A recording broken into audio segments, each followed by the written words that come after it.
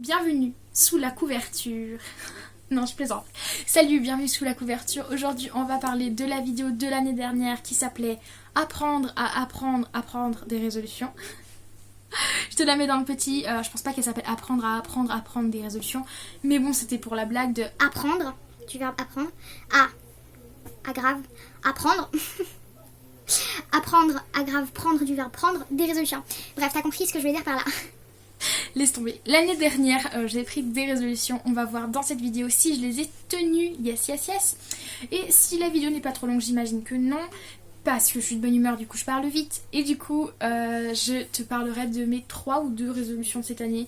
Je les improvise. J'en avais 2 là, comme ça, qui sont venues en tête en appuyant sur le bouton Start.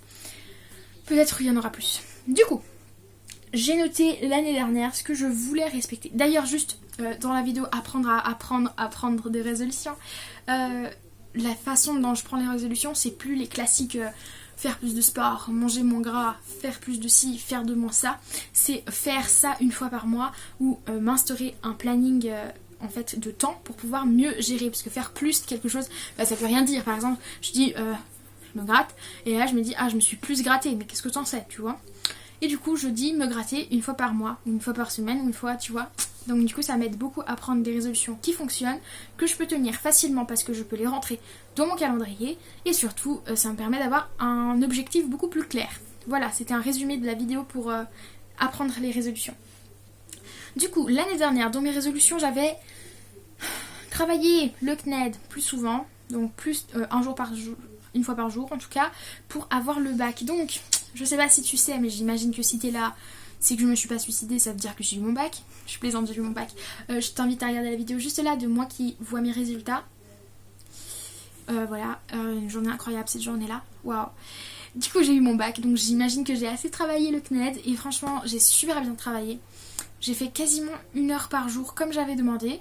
Enfin, j'ai fait plus, mais en tout cas 1 heure par jour. Sauf certains jours où j'ai fait de mon mieux, quoi. Par contre, depuis avril, qu'on est passé en contrôle continu, je travaillais du matin au soir. Voilà.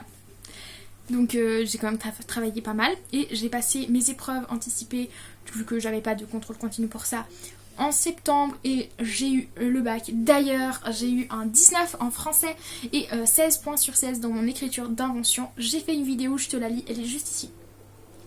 Voilà, c'est une vidéo super cool. J'ai l'impression de me la péter, mais vraiment, j'avais vraiment bien fait cette écriture d'invention. Et je pense que ça donne du courage aux gens qui n'ont plus écriture d'invention à cause de la réforme, mais qui voient que c'est quand même possible d'avoir une bonne note au bac en étant un peu comme moi, genre perdu. Voilà, voilà. Ensuite, ma deuxième résolution... Ah, j'ai pas précisé, du coup, oui, j'ai tenu ma résolution. Parfait. Ena, we do it. We did it. Ok. Ma deuxième résolution, c'était faire les activités originales une fois par mois avec mon copain.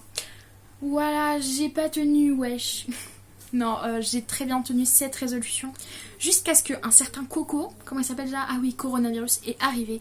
Et ça a empêché ma vie de continuer. Donc, étant donné qu'il est arrivé en janvier, complètement, on va dire, j'ai pas beaucoup tenu. Voilà, mais on a fait des activités à l'intérieur différentes et on s'est vraiment bien amusé. L'année 2020, elle était plutôt positive pour notre couple, alors que l'année 2019 était très nulle.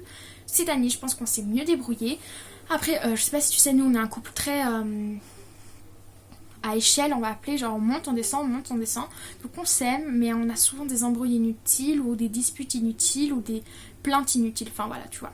Mais après, on se comporte bien entre nous et on s'aime, donc voilà. C'est notre tempérament qui fait qu'on est à peu près comme ça. Même si je pense que Bibou, tu pourrais quand même t'améliorer parce que moi je fais tout ce que je peux et toi tu fous rien du tout dans notre couple. Merci mon gars. Je plaisante. Non, enfin, je plaisante pas, mais bon. Du coup, oui, je pense qu'on a tenu cette résolution pour les activités originales. On a fait des trucs cool, genre de la peinture, de la pâte à sel. Je te donne quelques exemples. Hein. Des puzzles, beaucoup de puzzles pendant le confinement.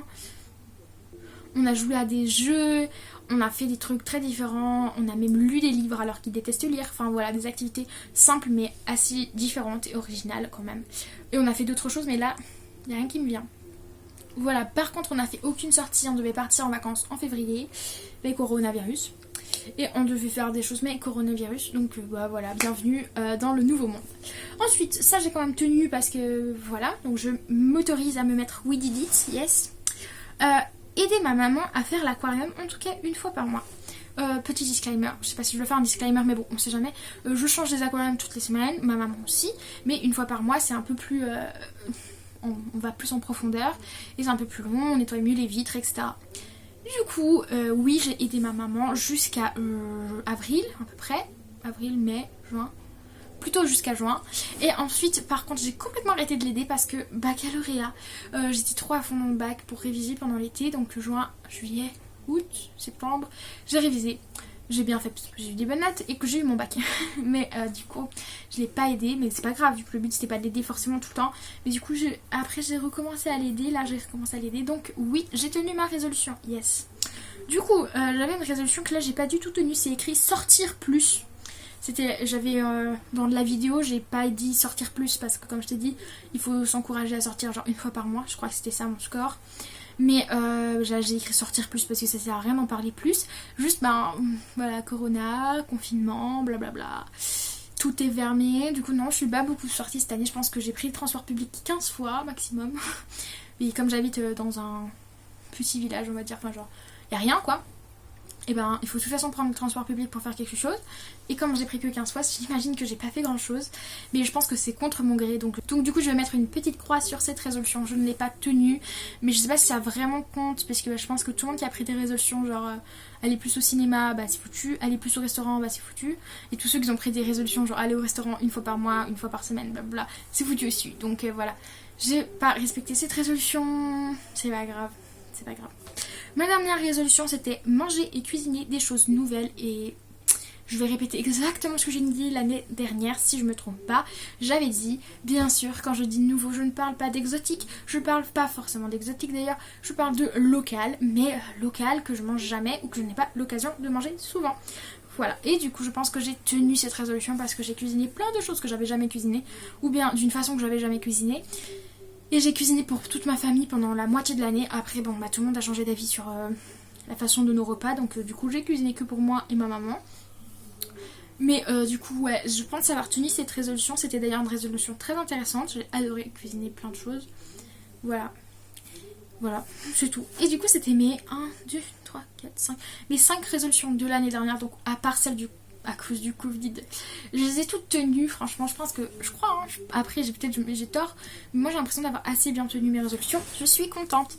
Du coup par contre, cette année j'ai 2 résolutions sûres, complètes à prendre. Donc comme tu sais, je fais un CAP petite enfance, enfin AEPE, et un DAFLE, donc diplôme d'aptitude à enseigner le français en langue étrangère. Je mets une vidéo juste là où je t'explique pourquoi j'ai décidé de faire 2 formations. Voilà. Et du coup, c'est beaucoup de travail. Déjà, juste le CAP, c'est un vrai truc géant. Plus les stages qui sont impossibles à trouver dans ces circonstances. Mais du coup, je m'engage cette année à travailler presque tous les jours. Parce que bien sûr, il y a des exceptions. Je le sais. Mais de faire de mon mieux, ça c'est sûr. Et surtout de pouvoir me la péter en disant que je travaille convenablement. Voilà, c'est ça. Donc du coup, travailler 4 jours par semaine minimum. Après, je compte pas le nombre d'heures, parce que si je fais 1 heure par jour, bah tant pis, c'est pas grave. C'est déjà ça. Voilà. Ensuite, j'ai ma deuxième résolution que c'est logique que je la mette, parce que c'est pas la première fois qu'elle se retrouve dans mes résolutions à tenir. Du coup c'est pour ça que je la mets, parce que cette fois je compte y tenir. Donc comme tu sais j'ai fait une vidéo que je te mets juste ici sur pourquoi boire plus d'eau et pourquoi voilà. Et aussi je te mets une autre vidéo de mon bilan après avoir fait 1 mois en buvant plus d'eau que je te mets juste là. Voilà. Et du coup suite à ces 2 vidéos je m'étais engagée à faire de mon mieux pour boire en tout cas 1 litre voire 2 litres par jour. J'ai tenu assez longtemps. Après c'était assez aléatoire, hein. Une fois 1 litre, une fois 2 litres, une fois 1 litre, mais c'était déjà mieux que 0 comme je faisais avant. Mais ces dernières semaines, c'est la galère, je bois rien du tout. Genre je bois, puis ensuite j'arrête de boire pendant 2 jours, puis je me dis ça fait quand même 2 jours que j'ai rien bu à part un petit jus de fruits ou bien un jus d'orange le matin. Et là je me remets à boire et ensuite tu vois c'est un peu comme ça. Du coup je m'engage cette année à boire en tout cas 1 litre par jour à peu près, hein. Si je bois 900 millilitres je vais pas mourir, mais tu vois, en tout cas 1 litre par jour, tous les jours forcément, et plus si besoin. Voilà. Je voudrais bien rajouter une résolution qui s'appellerait sortir plus et faire du sport, mais quand je dis sport c'est plutôt activité physique douce. Voilà, parce que pas tout le monde est apte à faire du sport ou tout des sports. Et moi, je veux pas faire du sport comme ça. Je veux faire de l'activité physique douce. Donc, je sais pas, du yoga ou j'en sais rien quoi.